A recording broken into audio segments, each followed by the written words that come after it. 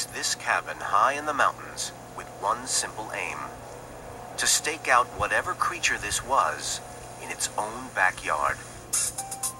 With them was David Wilbanks and local journalist Cindy Bear, who had been investigating the sightings for years. The crew had set up an array of state-of-the-art night vision and remote camera technology. Whatever was out there, they hoped to capture it on film. 19 different infrared camera angles were positioned around the cabin, and 3 crews with night vision in the surrounding woods. Yeah, if there's something out there, I think it would be a real good thing, this technology, because it gives us a window onto the woods without actually bodily intruding into the woods. So we're not out there for it to smell or to sense there.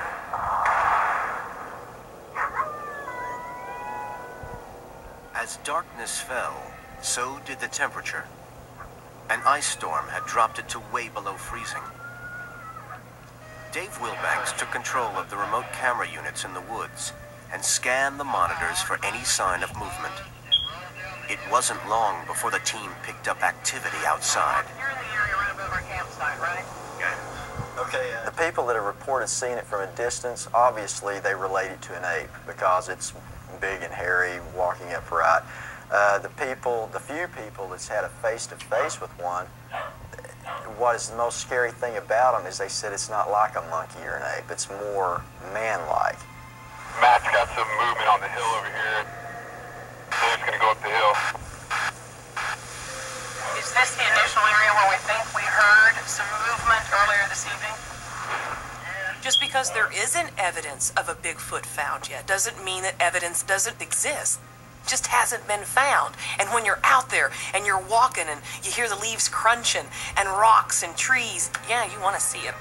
Dave, what Matt did there.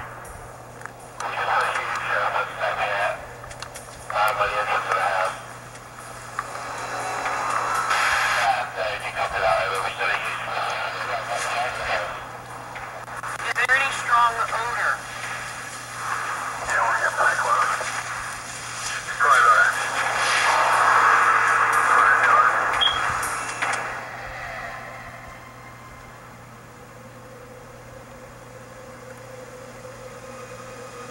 Steve? Yeah, something moving around up there.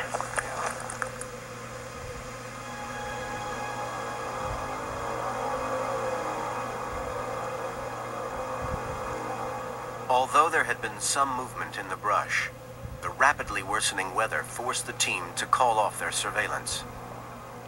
The morning after, the full severity of the ice storm was apparent.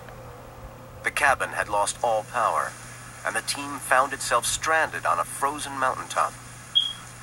David Wilbanks went out to check for footprints and the remains of the bait after the night's activity.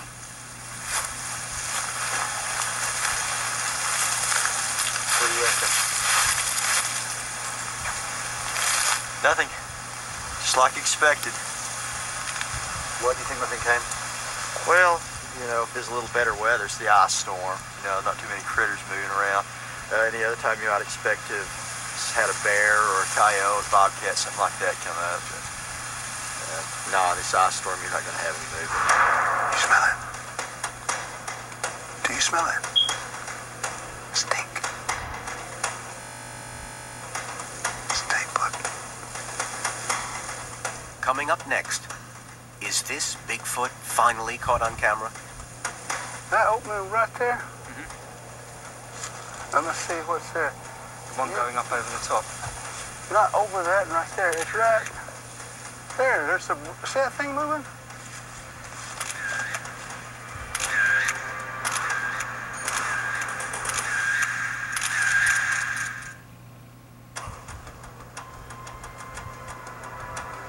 The search for Bigfoot here in Oklahoma had so far produced some interesting but inconclusive results. The team had already come across something in the river bottoms near Adair, and something large was moving around the cabin in the Kiamishi Mountains. But there was nothing to prove that this had been Bigfoot activity and not a bear or a hog. In a final effort to help solve this mystery, they contacted the local Seminole Indian tribe. Bigfoot is well known to them. In fact, they believe that there is more than one. One is called Stachupko, which means tall man. and he was a tall, Bigfoot-like creature with grayish-brown hair, and about 9 to 10 feet tall in that area. There is also one that appears usually in the morning time called Ihoza, which means forget, and that's what this being or creature, animal, makes you do, is forget. Although woven into their legends, the Indians believe that Bigfoot is a real flesh and blood creature that also has hypnotic powers. They have magic. Magic able to disappear. Because even when the non-natives, they chase this thing, I notice that the natives, that the Indian people, when we see it, we kind of get scared of it. But yet, we don't bother it. He lives underground, and he comes out only at nighttime. He doesn't. If you put a light on them, they'll disappear in the woods. They even had helicopters, to look for it. They never did find it. And they said it just disappeared in the river bottom. And so it knows it's in danger, and it uses its magic to get away. A part of a hypnosis stage that it puts people in, and to where it could be standing right there in front of you, and you still wouldn't see it. Tim Harjo agreed, along with his son Kanjat, to take our crew deep into the Kayamishi Mountains. The following morning, they start trekking to an area where he claims he's seen the creature many times. It wasn't long before he picked up some tracks.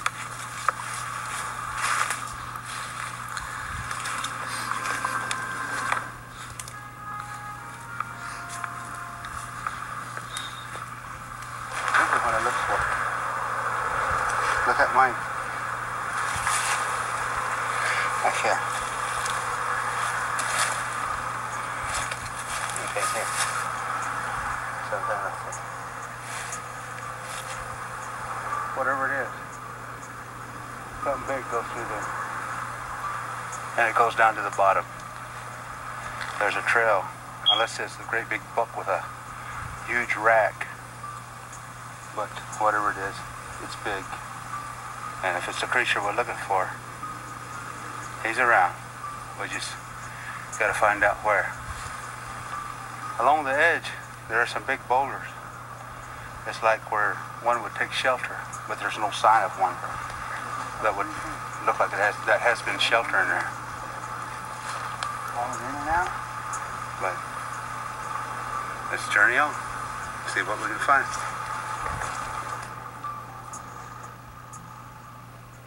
You smell it? Do you smell it?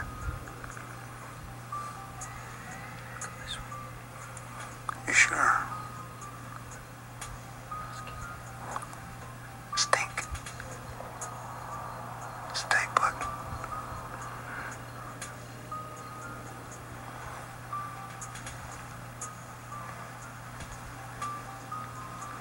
Can't be far off. Can't be far off the top of the hill. No, I ain't gonna say, but that opening right there,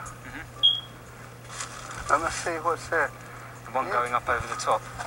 Not over that right there, it's right there. There's a, see that thing moving?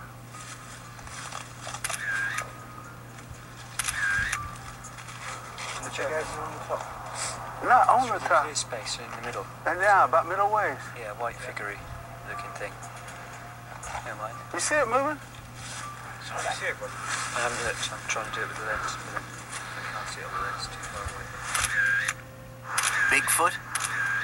It was too far away for anyone to make out, but there seemed to be something tall walking upright on the hill across from them. After 2 days trekking in the mountains, the team had finally seen something. But what? That night, cameraman Martin Huntley, a self-confessed Bigfoot cynic, recorded this video diary in the forest.